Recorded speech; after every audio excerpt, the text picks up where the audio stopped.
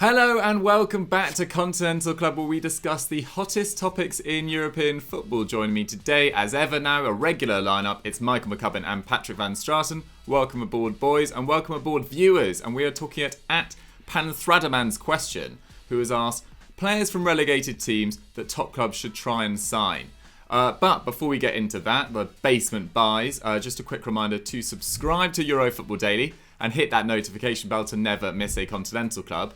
And here's a quick word from Pat about our new podcast channel. Hello, it's Patrick van Straten, just letting you know about our new podcast channel, Football Daily Podcasts. From now on, the Extra Time podcast will be going live over on that channel every week, and it will not be alone. We'll be premiering a European football podcast very soon, headed up by our very own Dougie Critchley. So head over to Football Daily Podcasts if you want to check out the podcast in video form. And of course, you can still get it as an audio download on your favourite podcast app. We hope to see you there. So, of course, go over and subscribe to Football Daily Podcast, but back to Continental Club, because obviously relegation is confirmed in Germany, Spain, and nearly England after this weekend, and Italy just the week after that. So that's got us thinking about, who are the best talents that are going down throughout Europe, which could lead to some tasty little bargains for your club. Pat, we're starting in Italy, where it is, potentially quite slim pickings from the worst sides there. Yeah, I think people underestimate how bad the worst teams in Italy tend to be. They tend to come up, with these tiny stadiums, kind of 6,000 seater stadiums, and there's not a lot of money from TV rights, and as a result, they have really, really weak sides. I mean, Spal are down already. They got their 14 points adrift of safety with 3 games to go, and they lost 26 of their 35 games to date. And it's unsurprising when you think that their best player is probably a loanee. It's Andrea Petagna, who's on loan from Napoli. He went to Napoli in January, I think, having spent the last few years with Atalanta. He might be an Atalanta Academy guy, actually. And he got 12 goals and an assist this season, which is pretty good. It's, I think, 52% of Spal's goals were either scored or created by him. Lots of shots, lots of dribbles, reasonably creative, and he's a big guy as well. He's kind of a traditional target man. But he's going to go back to Napoli next season. I think we all assume that Arkadiusz Milik is going to be leaving. And while Victor Osimhen looks to be joining, they're going to need a backup forward. And Petagna probably is that guy. He's not going to cost them any money. I'd say overall that really there's only kind of one jewel in the crown.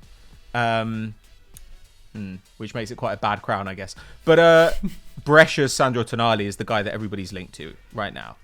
Tonali was heavily linked with Inter Milan and Juventus when he was in Serie B, and now that he's put up roughly the same numbers in Serie A, I imagine that he's going to be moving on. He's only 20 years old. He's regarded as one of the best young talents there is, though I think that he probably is going to do the opposite of the guy he's most likened to, Andrea Pirlo, and move forward as he gets older. Pirlo started off as a number 10 and then moved backwards and backwards and backwards.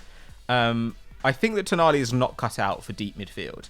Like this season, in a side that have 42% of the ball, he's still only making just over 2 tackles and interceptions a game, which is like what you'd expect from a relatively hard-working striker.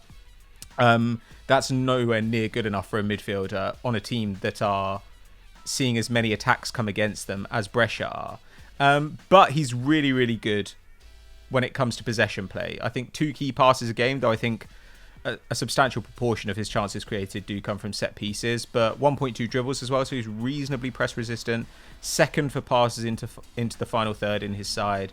Over 7 progressive passes per 90, which this is a stat that we've only just started using, so you may not quite know what is good here yet, but 7 is very, very solid. That's going to put you probably in about the top 20, 30 players in the league, I imagine. So it's very good for a player on a team as bad as Brescia.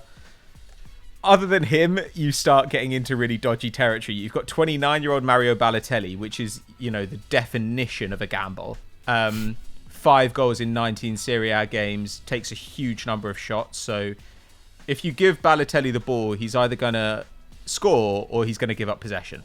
That's basically what's going to happen again and again and again. He's no longer really useful in a possession side.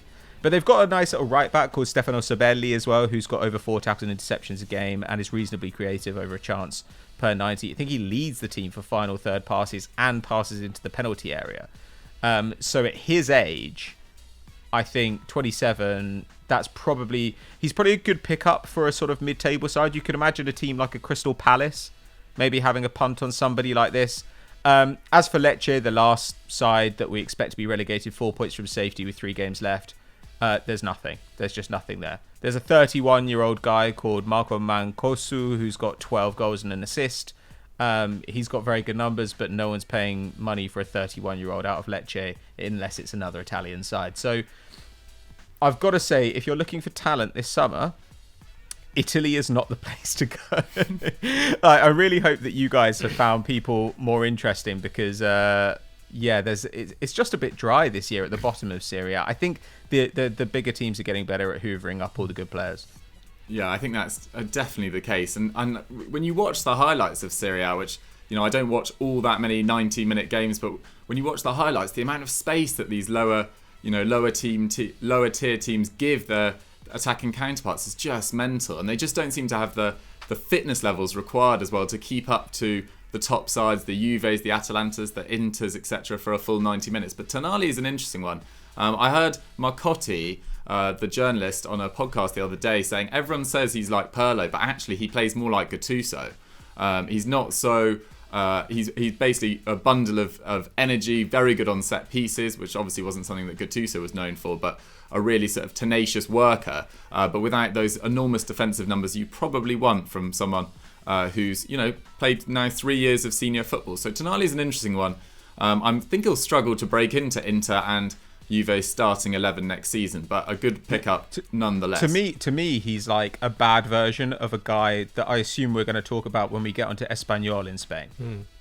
Yes, yeah, I mean that leads us on perfectly, McCubs, to Espanyol, because they do have a player in Marc Roca who's been linked with top clubs in the past.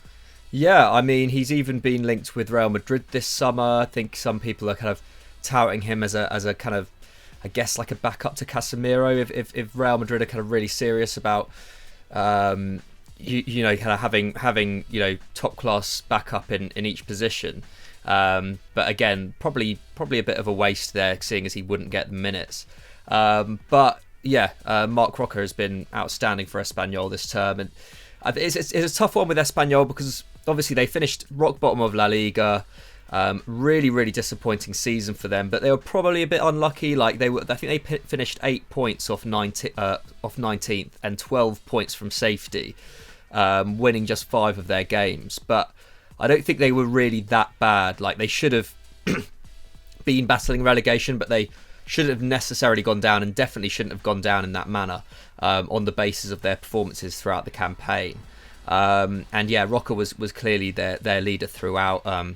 23 years old, he's an academy graduate as well. One of the few that kind of have made it out of the Espanyol academy and really been a success at the club. A lot of them get hoovered up by La Masia before they graduate, and a lot of them get hoovered up just after graduating as well. So obviously a real fan favourite, and yeah, was just ever present this campaign. 35 appearances, 2 goals and an assist, which is nothing special from central midfield, but just in general, was the kind of thrust in that team. 3.3 tackles and interceptions a match, 1 shot, nearly a key pass a game,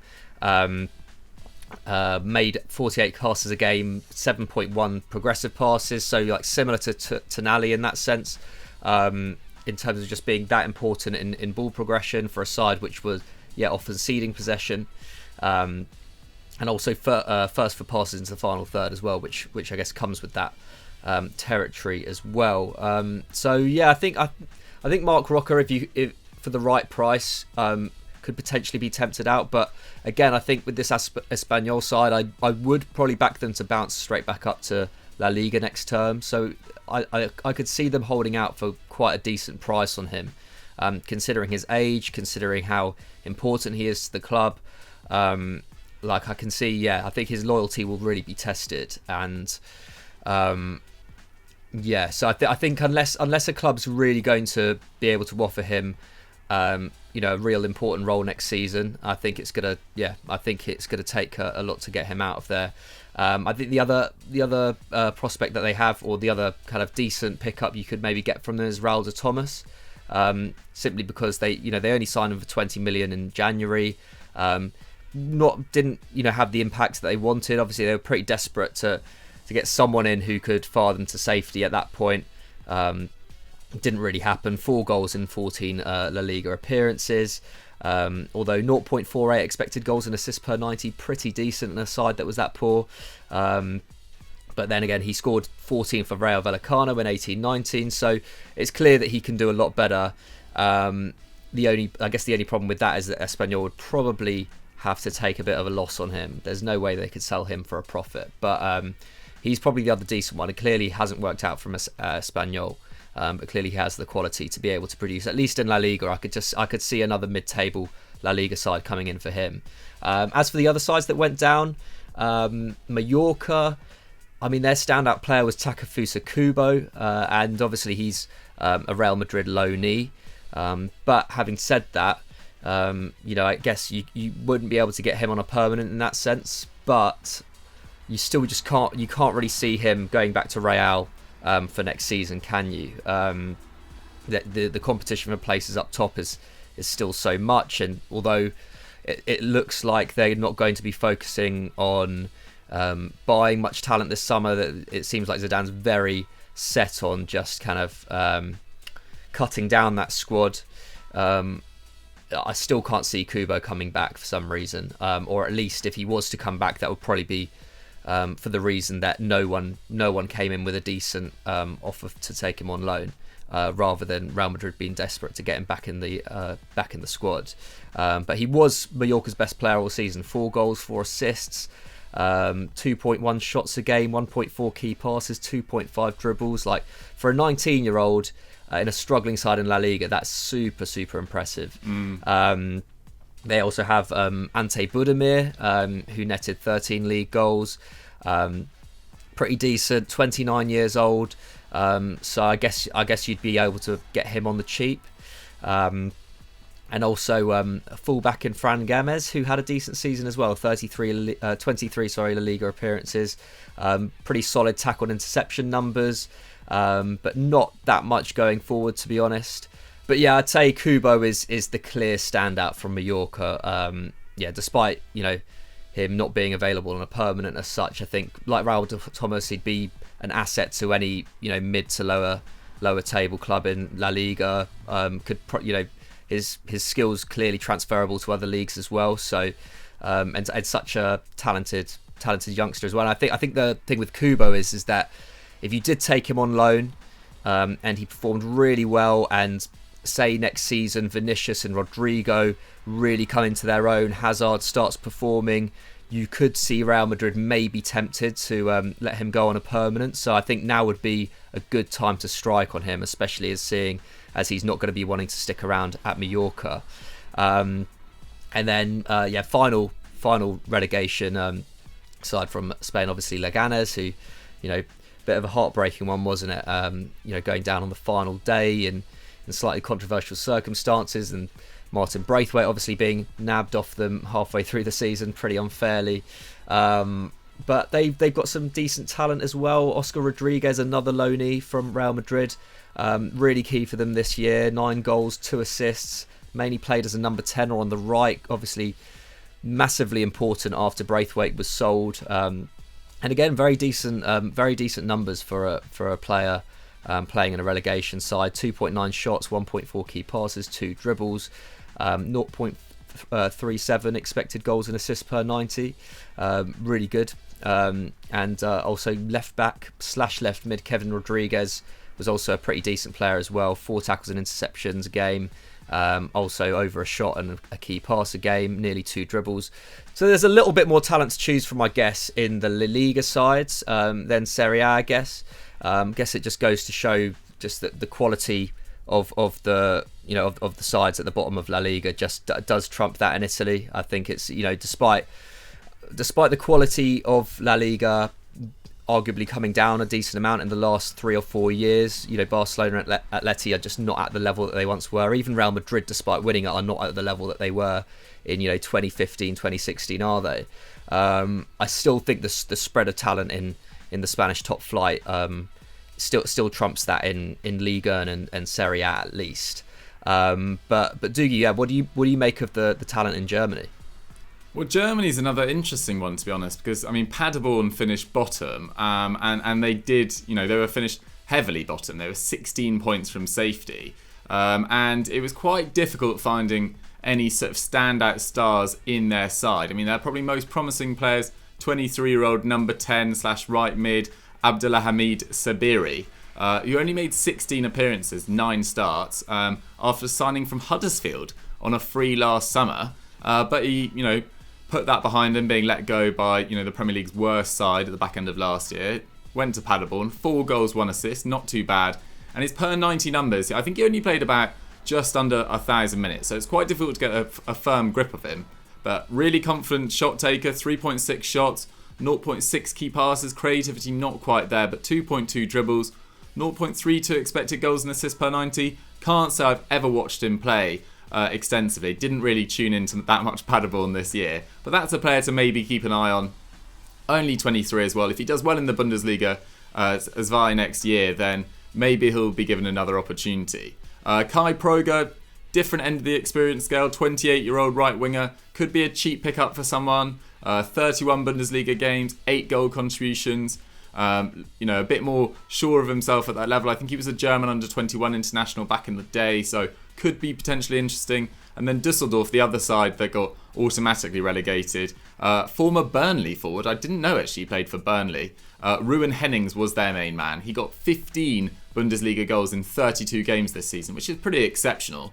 Only 4 players scored more, which I think was Wout Weghorst, Sancho, Werner and Lewandowski. And he was also the top scoring German in the division, so fair play to him. What about Werner? What about Timo?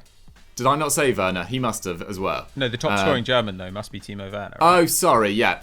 Well pointed out, Pat. Keep me straight as usual. Second top scoring German. But well done, Ruben Hennings as well. But the only issue in terms of a move for him, 33 next month. So feels like Dusseldorf is probably his level. Maybe a lower, maybe an Augsburg or someone like that, or a Freiburg might go for him and pick him up to keep him, in the top flight, or maybe a Mainz or someone. But yeah, I can't really see him making it at the top level at his age. And then they've got this nutter of a centre-back called Kaan Ayhan, who used to play for Schalke. He was their academy graduate.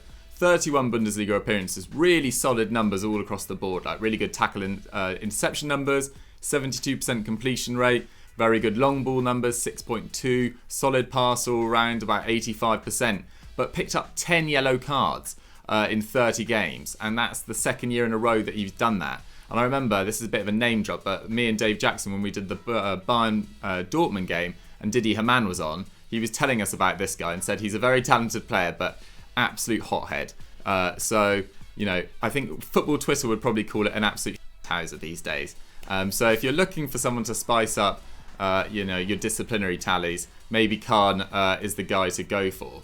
But yeah, that's basically what was the best options in Germany. But France, Pat, Toulouse, Ibrahim Sangare, you've been talking about him for years. Do you think, this could finally be the summer where he gets that move? Yeah, I think it has to be. I think that if a side in, say, the Premier League doesn't go for him, then you'd imagine a team like Monaco maybe would, or Lyon. Monaco are going to see Bakayoko go back to Chelsea unless they can pull together enough cash to make his move permanent back there. And I think that Sangare would be a really good alternative. He's 22. He's always had elite defensive numbers. This season they're down a little bit on last year, but still over 4 tackles and interceptions a game. Really good dribbler, really good progressive passer. And at a very young age with almost no support around him. Everton, it looks like they're going to miss out on Pierre-Emile Højbjerg. I think that Sangare would be a really interesting alternative for them. And plus, I imagine he's played as well with Bamin, who's obviously sat out most this season. But given that I think they probably have played together for the Ivory Coast, that might be a smart move as well. There's also the guy who's kind of seen as the next in line for that spot at Toulouse, Kouadio Kone, who's a 19-year-old. Also massive defensive numbers, like nearly 6 tackles and interceptions a game and over 1 dribble. Like for a teenager in a top league, that is really impressive stuff. And there have been quite a few of these guys knocking around. Obviously everyone knows about Camavinga, but I think that if you want a talented, ball-moving, ball-winning midfielder, then there are loads of them in Ligue 1 right now. These are really good technical players. I mean, the quality of talent that's coming through in France is absolutely ridiculous. So I'd definitely be checking those guys out. Yeah, I think I totally agree. I mean, hopefully, Everton really do need to shore up that central midfield. I can't believe they're still playing with Andre Gomez and Sigurdsson, although, of course, they've been forced into that from Baman's injury. But Ancelotti will definitely be looking to strengthen at centre-back and central midfield, I would have thought, this summer. We've got to talk about, we try and keep Continental Club as European-based as possible, but it seems silly with the Premier League coming to an end this Sunday not to talk about some of the talent that could be relegated from the Premier League, McCubs. Norwich have got numerous players, Bournemouth, Watford, Villa. Of those of the pick of the bunch, as it were, who would you be looking to go for first? Norwich is perhaps the obvious one. I think this is probably some of the biggest crop of talent to get relegated from the Premier League in some time. I can't remember another season where so many players that were even targeted throughout the season ended up getting relegated. I guess like with Norwich, Buendia and Cantwell are the obvious ones. I think Buendia we've touted as a good buy for a number of clubs this summer, especially ones who are looking to boost creativity in midfield. Cantwell is clearly very talented and in a better side would be a lot more productive, I guess. Max Aaron's at right back. Obviously, he was linked with Tottenham last summer as well. And Jamal Lewis at left back. It's difficult because obviously the Norwich defence was so bad this season, and I guess I don't know. I guess they were led to look not as good as they're rated to be. But then when you look at their numbers, their tackle and interception numbers are still pretty good. So I think Norwich out of those three are probably going to be probably the club to kind of go for, I think. But there's a number of a lot of talent, especially at Watford as well. Absolutely. On that note, Pat, I remember when we did our sort of underrated team of the year or team outside the top 10 or something like that on a podcast, we chose Deulofeu. I think Caputo was close to it. I think Doucouré was in discussion as well. Ismaila Sarr as well. It seems like Watford have so many talented players. Yeah, some of them are the wrong side of the age curve. Like, I wouldn't be surprised if they go down if people go for Doucouré, because Doucouré has probably an outsized reputation. I think people slightly overrate him, but he's a good player, and Caputo is a good player, but he's probably a bit too old. Deulofeu is definitely somebody I'd sign if the price is right, because he's been a great Premier League performer his entire career, and his only issue has been the fact that he's managed to piss off pretty much every manager he's ever had. Ismaila Sarr, for me, I think out of the clubs that could get relegated, Norwich, Bournemouth, Watford and Villa, I think there are three truly outstanding talents. And there's Buendia, there's Grealish, who again, I think, I think people are talking about him as if he could go to any club in the world. I'm not sure that's quite right. But Buendia, Grealish and Ismaila Sarr. Because Sarr is in his first season in a team that have been struggling at the bottom of the table, where he's often asked to just beat kind of 3 or 4 guys and create something out of nothing. And he's done it all season long. It took him a while to get into the side, but he was showing flashes whenever he got on the pitch. And since the turn of the year, he's been really, really good. And it's no surprise to me that these players, where in the past you'd see players get relegated and maybe move up to the kind of 15th place team, maybe the 10th place team, we're not seeing that this time. We're seeing Grealish linked to Champions League clubs. We're seeing Buendia linked with Atletico Madrid. And Ismaila Sarr, there were rumours that came out this week about potentially Liverpool having a look at him. And I think if they were to let Shaqiri go this summer and bring in Ismaila Sarr for a knockdown fee, that'd be great. The only thing is, Watford, I think, are going to be the hardest club to get players out of all of these, because, of course, the Pozzi who own them also own Udinese. And I think if there's anybody at Watford who they think of as an asset, they will find a way to move them over to Udinese if they can. Yeah. The other club, the only other club we haven't talked sort of in depth with there is Bournemouth, and Nathan Ake looks like he's definitely going to be staying in the Premier League. I'm not sure he's Man City or Man United level, but I do like Nathan Ake. And then Callum Wilson is certainly a Premier League level striker. Yeah. I saw him linked with Newcastle today. That seemed like a very sensible move for all parties. I don't think he's a lot higher than a sort of 10th place club, to be honest. He could be, if Everton choose to get rid of Moise Kean, maybe he'd be a good backup to Richarlison and Dominic Calvert-Lewin, that sort of level, but maybe no higher. David Brooks, well, I think will find it difficult to get a move considering he's played so little football, but he's clearly a very talented player. And then I'm kind of with you on Grealish. I don't think he's ready to make the difference for a Man United or a Man City in the latter stages of the Champions League or in a title-winning side. I think he's a very good player and a particularly exceptional dribbler, but I'm not as hot on Grealish as others are. But anyway, guys, that's our rundown of relegation stars your clubs could pick up from around Europe. Let us know if we've missed any out, particularly in Italy. Slim pickings there, and Germany as well. So get at us in the comments, and let's move on to our big match preview. With La Liga obviously wrapped up, there was only one place for our big match preview this weekend. Serie A, the final league big match preview. We will do some for the Champions League and Europa League, I imagine. Basically, there's not that many big games with massive permutations, except for, Napoli Sassuolo on Saturday night at 8:45, which might put them in the sort of Europa League mix, or Napoli at least. Both sides have 3 games left before the season wraps up a week on Sunday. And as it stands on Thursday at 2:45, this is 7th versus 8th. But McCubs, let's kick off with Napoli, because it's been a bit of a topsy-turvy restart for them. Yeah, I mean, their form's been all right since the restart. Played 8, won 5, drawn 2, lost 2. One of those losses was 2-0 away from home at Atalanta, who have obviously been excellent since the restart. And then 2-1 away at Parma on Wednesday night. In a game which they were probably a little bit unlucky to lose, to be honest. They only conceded 2 shots on target all game, one being a penalty. So I wouldn't be too harsh on them. They've scored 15, conceded 11. It's not Champions League form. Probably not good enough for them to be able to get up to 5th even, considering how good Milan have been in the last few weeks. But they've not been bad. Obviously, they won the Coppa Italia as well. So, yeah, I think all things considered, they've been better since the restart than they were before. And I guess that is progress. Going into the kind of final stages and thinking about next season as well. But yeah, it's not been a season to remember for them.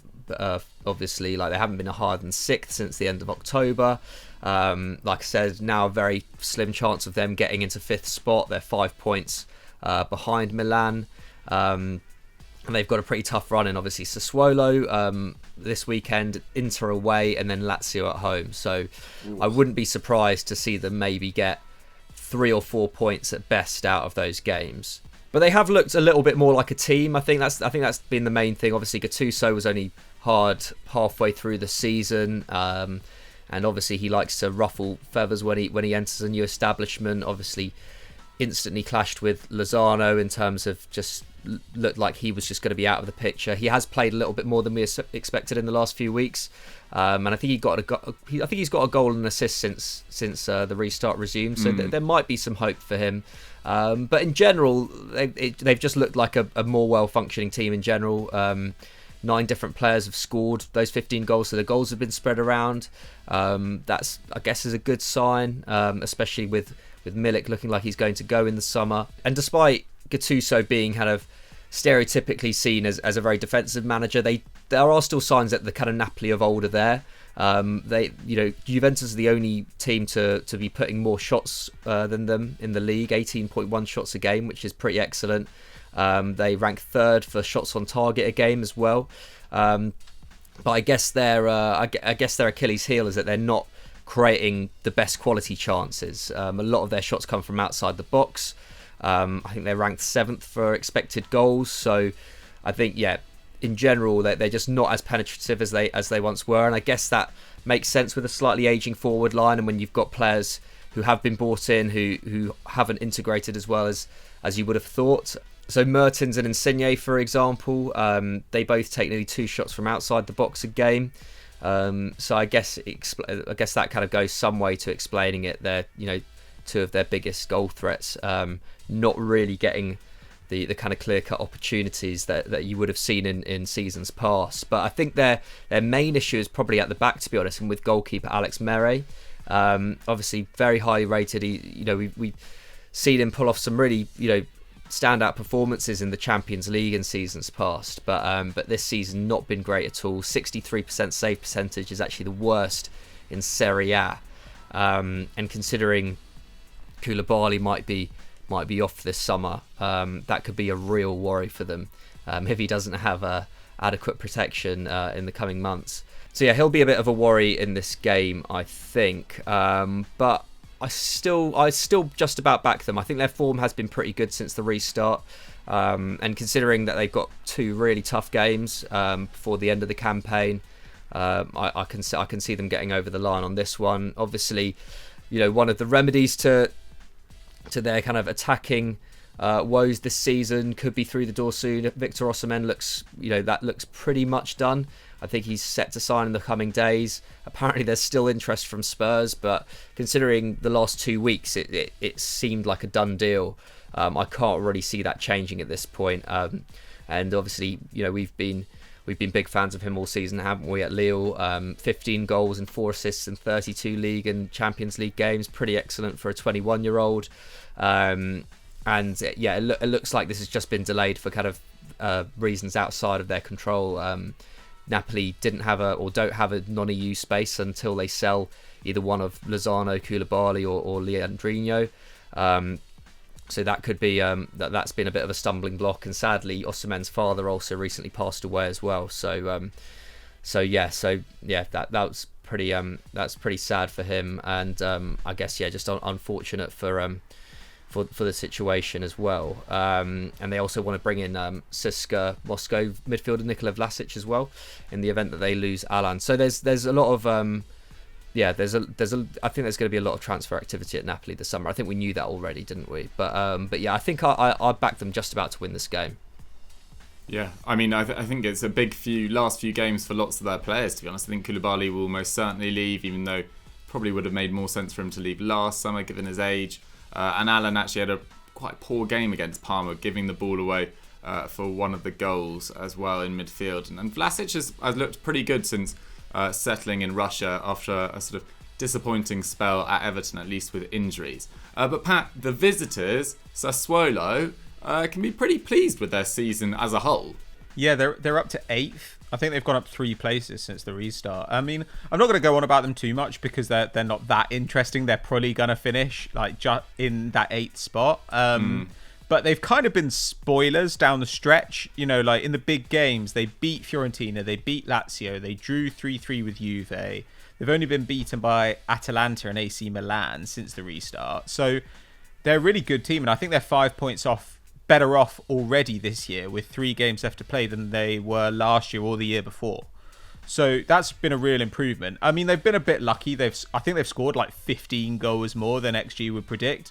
So either opposition goalkeepers have been having a terrible time against them, or they've just been finishing really well. And to be honest, they've probably been finishing quite well because a bunch of their attackers are having great seasons. Like Jeremy Boga has got 11 goals. I think Domenico Berardi's up to 20 goal involvements in 28 league games. Francesco Caputo, he's 32 now, and he's got 19 league goals, which is amazing. It's the kind of thing previously we'd have said that only in Italy, but now this is happening in all the top leagues this year. So it's been an odd one. But to me, that's why you might watch Sassuolo, to see some interesting talent. Boga has obviously been linked with a move to the Premier League, and I think Manuel Locatelli is the guy to watch. Like Locatelli, I was writing about him the other day. I think he's good enough to go basically anywhere. He's an amazing young midfielder. He's 22. They got him off Milan last year after having him on loan. And I don't really know why, because I remember Milan turning down offers from Arsenal and a couple of other people when he was 18. They were really desperate to keep him. And then let him go last year for a pittance. And genuinely, he's great at everything. Like a couple of dribbles a game, couple of chances created, as well as loads. I think between 4 and 5 tackle and interceptions a match. So this is a guy who, like, those numbers are kind of what you saw from like Tongi Ndombele before he went to Spurs. For a young player in a real league, like that's pretty exciting stuff. So if I'm watching this game, I'm watching it with half an eye on where Locatelli might be next season, where Zielinski might be next season, or Fabian Ruiz, or whoever it might be. I don't know who's fit.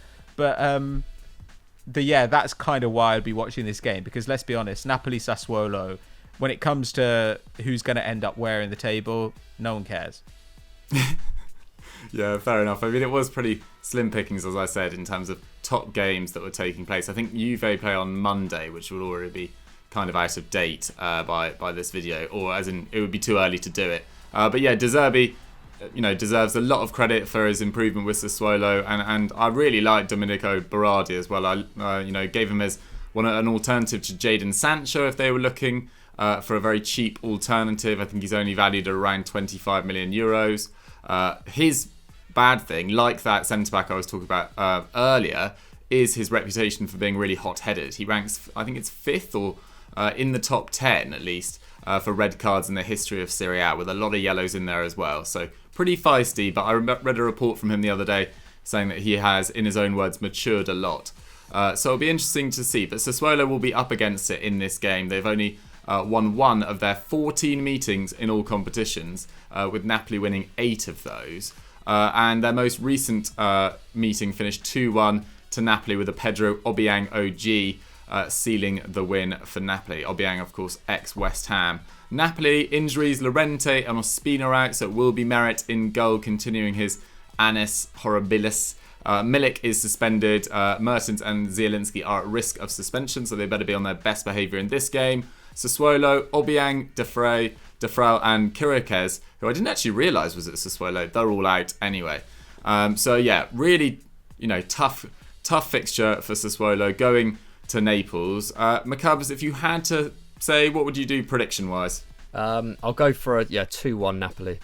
2-1 Napoli. Pat, what do you reckon? I might go 2-2, just because Sassuolo, they're hot right now. They're so hot right now. They certainly are. They are, scoring a lot of goals at the moment. I think they've got the 5th best attack in Serie A. I'm going to go with the shock 2-1 Sassuolo win. Come on, Sassuolo. Let's move on to our quickfire question.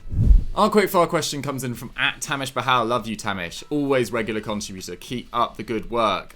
He has asked, are Real Madrid now favourites to turn it around against City? Pat, what is your opinion on this? Obviously, Real Madrid have finished La Liga in exceptional form.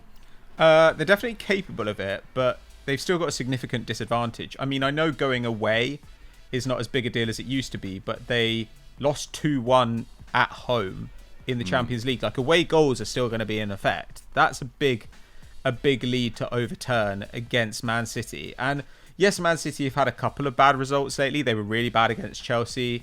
They were pretty bad against Arsenal.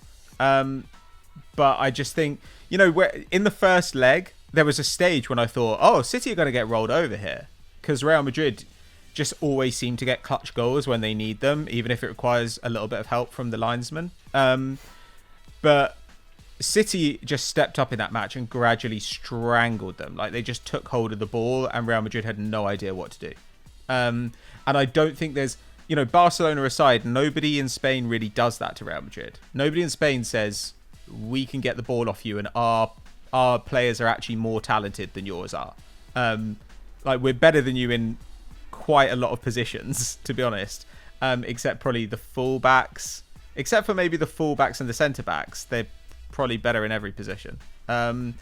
So, I don't know. I think that it's definitely possible, especially with now the options in wide areas are ridiculous. Eden Hazard, Marco Asensio, Vinicius, Rodrigo, even Lucas Vazquez is still there. But I think that if they can shut down probably Vinicius and Benzema, then I'm not sure there's that much Real Madrid can do. Whereas City can hurt you in 1,000 different ways, and all City really need is one goal to make sure of that result. Yeah, it's going to be absolutely fascinating. I thought the first leg was a really interesting tactical battle as well. As you say, City only really coming into it after the sort of 60-minute mark. Gavi Jesus playing sort of wide on the left wing in a sort of unfamiliar position, but doing it really effectively. I mean, McCubs, for Real Madrid, do you feel like, it's got to be Karim Benzema, it's got to be the main threat, hasn't it? Yeah, although like Pat was saying, I think City dealing with Vinicius will be massive, because I seem to remember in that game at the Bernabeu, it was Vinicius who was really providing the threat for Real Madrid in the first half. It looked like he could, it looked like he could have put them 2 or 3 up in that first half before City came back into it. But yeah, Benzema's been outstanding this season, hasn't he? And it would be it would be such a big game for him as well. I mean, I think that's the thing. Real Madrid are going to go into this game so fired up because this is obviously a second leg 6 months down the line, and they've improved a lot, or at least they've improved their form a lot since then. I don't think they were top of La Liga even when they lost to City, and it was such a big title for Zidane to win. That I don't know. I think Real Madrid will be super fired up going into this. As will City, to be fair though as well. Like, I don't know, like a player like Raheem Sterling has really come into his own in the last few weeks, hasn't he? Topping his Premier League goal tally. I think it's hard to call it at this stage. I think I'll only be able to know when it's clear what the kind of lineups they're going to be choosing. But for sure, I think where City probably have the advantage is that they've got a slightly better bench. I think Real Madrid do have great attacking options off the bench, arguably better attacking options off the bench in terms of being able to switch it up. But in terms of being able to kind of temper the storm if things are getting a little bit much, I think Pep's just got quite a lot of options there. So yeah, I probably would. It's really tough. Kind of Champions League history makes me think Real Madrid will turn this around, but logic makes me think that City will be able to withstand them. Oh, I love it. It's going to be an absolutely fascinating battle, which we'll be hoping to cover on some Total Footballs maybe next month, if it's possible in these lockdown conditions. But anyway, stay tuned for that. And guys, that's all we've got time for on Continental Club for this week. Thank you so much for watching. Let us know what you guys made of our comments in the comment section down below. And what should they go and do now, McCubs? They should go and check out yesterday's scout report, which is on how to fix Barcelona after they obviously succumbed to Madrid in the league. Go and check out the Football Pyramid as well, and all the other great videos on EFD. Nice. And Pat, what was the podcast this week? It was a look at Frank Lampard's first year at Chelsea with Zach Gelab, and then a look at Arteta's first, I guess, 7 months at Arsenal with George Wright. Believe it or not, the tone of those two segments very, very different. Zach a lot more positive and cheerful and less critical of the club hierarchy. Wow. And George, shockingly enough, was extremely scathing about Unai Emery. Really, I love it when George gets all hot under the collar. That's brilliant. So good. Oh, perfect. Well, go check that out, guys, and obviously subscribe to Football Daily Podcast as well on YouTube, and listen on Spotify and all those normal apps as well. Thank you very much for watching, guys. We'll see you next time. Bye.